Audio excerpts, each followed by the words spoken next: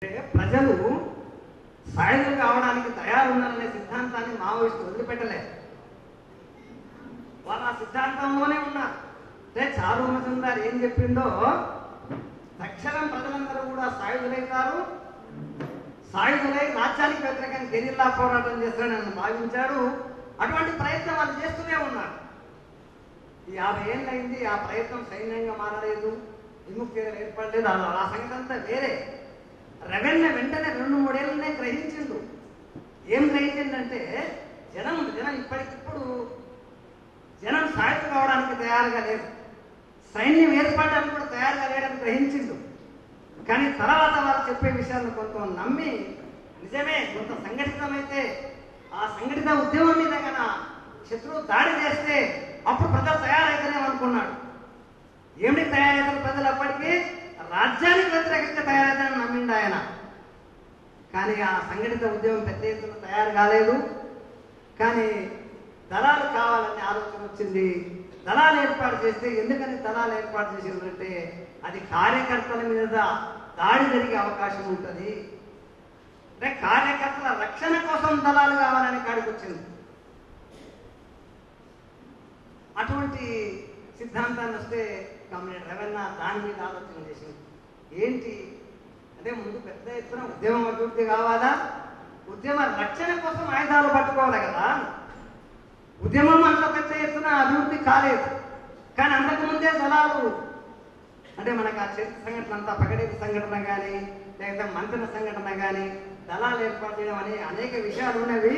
కానీ ఎందుకోసం దళాలు ఏర్పాటైనవనే విషయం, ఎందుకోసం అంటే కార్యకర్తల రక్షణ కోసం దళాలు అనే సిద్ధాంతం వచ్చింది.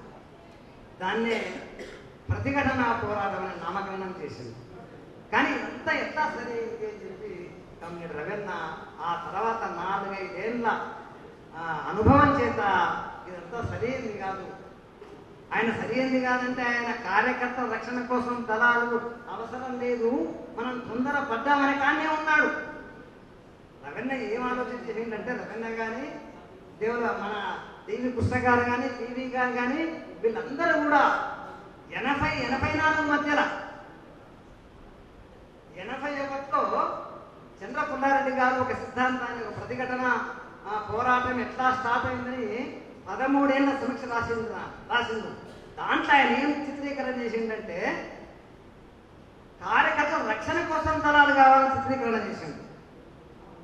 కానీ వాస్తవంగా కార్యకర్తల కోసం దళాలు ఏమిటి, ఉద్యమ రక్షణ కోసం దళాలు కావాలి కదా అని ఆ రోజు వాళ్ళ తేడా ఏమిటంటే, విభేదం ఏమిటంటే, కామ్రేడ్ రవెన్నది ఉద్యమ రక్షణ కోసం దళాలు కావాలి, కార్యకర్త రక్షణ కోసం దళాలు అవసరం లేదు.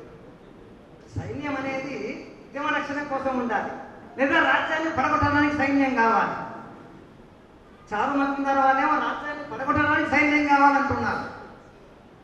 కానీ ఇక్కడ దాకా పోవాలంటే శత్రువు ఊరుకోడు కదా, మనం నిర్మించిన ఉద్యమాన్ని నాశనం చేస్తాడు కదా అని ఉద్యమ రక్షణ కోసం సైన్యంగా దళాలు ఏర్పాటు కావాలనే నుంచి, ఎందుకంటే ఉద్యమం తయారు కాలేదు, ఉద్యమం పెద్ద ఎత్తున కూడా కాలేదు. మీరు చూస్తే ఎక్కడ కూడా మనం అనుకుంటున్నాం గోదావరిలో పోరాటం అంటాం, కానీ దళాల ఉద్యమమే కానీ పెద్ద ఎత్తున కనీసం మనం నిజాయితీగా పరిశీలన చేసుకుందాం, శ్రీకాకుళ ఉద్యమం లాంటి ఉద్యమం కూడా జరగలే, నక్సల్బరీ లాంటి ఉద్యమం కూడా జరగలే.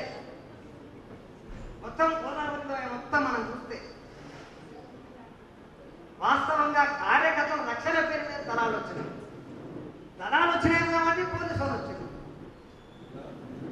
అంటే దళాలకు పోలీసులకు మధ్య ఘర్షణ, యుద్ధం అనేది ఉంది. కానీ ప్రజలు ఉద్యమాన్ని తయారు చేసుకొని ఆ ఉద్యమ రక్షణ కోసం ప్రజల ఆయుధాలు ధరించిందనే విషయం కానీ లేదు.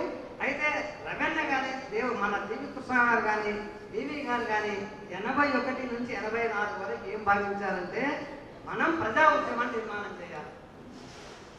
ప్రజా ఉద్యమ నిర్మాణం చేస్తే అప్పుడు తప్పనిసరిగా శత్రువు దాడి చేస్తాడు, అప్పుడు దళాలు కట్టాల్సిందే అనే కాదు ఉన్నారు.